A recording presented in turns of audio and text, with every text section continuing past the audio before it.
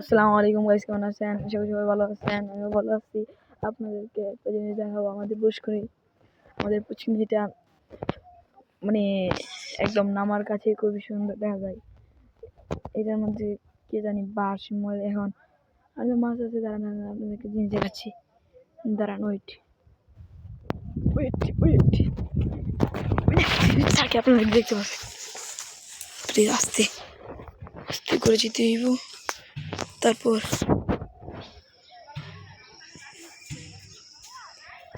চলে গেছে।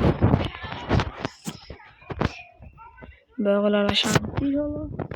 দেখছেন কে কে এই গাছটা চিনেন? আপনারা নামটা জেনে আমাকে বলবেন। এটা থেকে এক ধরনের তেল বার করা হয়। বাজনা গাছ ওর নাম। কমেন্ট করে জানাবেন কি গাছ আপনার এলাকায়, কি গাছ বলে। গাটায় কাটা থাকে আর পাতায় ছোট ছোট কাটা থাকে। ঠিক আছে গাইস, এই হলো আমাদের ছোটো মোটো পুষ্করিণী। এটা আমরা সবসময় মাছ মারি আর কি। এটা লাগাইছিলাম আমি, কারণ এটা হচ্ছে জঙ্গলিয়া তাই জঙ্গল আনারস। এটা আমরা দেখে খুব মজা লাগে হয়েছি। ঠিক আছে, যেমন লেবু গাছ, এটাও আমি আর আমার আম্মু লাগাইছি মিলে, খুবই ভালো। আমাদের এলাকায় মরিচ গাছ আছে, মরিচ গাছ দেখবেন দেখুন। এই যে মরিচ গাছ। আমাদের এলাকাতে লটকন গাছও আছে। এই যে লটকন গাছ, ওটাই দেখবেন সুন্দর একটা জিনিস গ্রামে এলাকায় দেখবেন।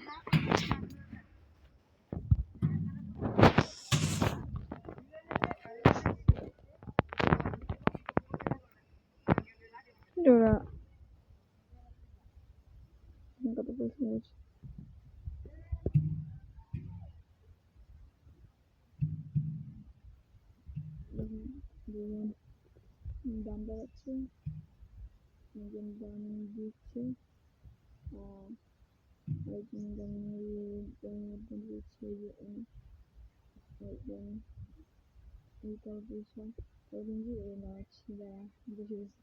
আরেকজন মহিলা হচ্ছে ছেলের সাথে যাচ্ছে।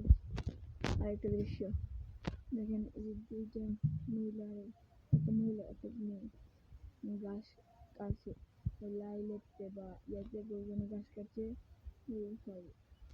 সেই প্রথমে আসি আপনাদের আমাদের পুকুরের পাড়ের সাথে আর একটা পুকুরের পাড় দেখাচ্ছি। এটা অস্থির পানি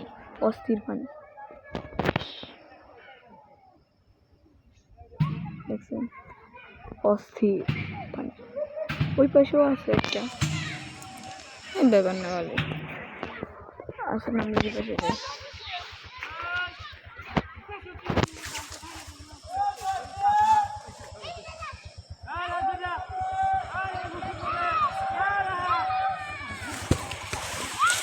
এই যে গুটার নাম, এই দুইটা গুটার দাম দাত্তি গুটা, বুঝছেন?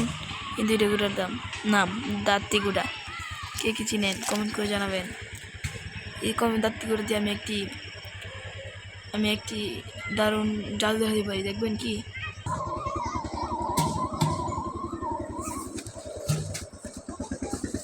দাত্তি গুলো দিয়ে জাদু দাঁড়ান, দেখছেন?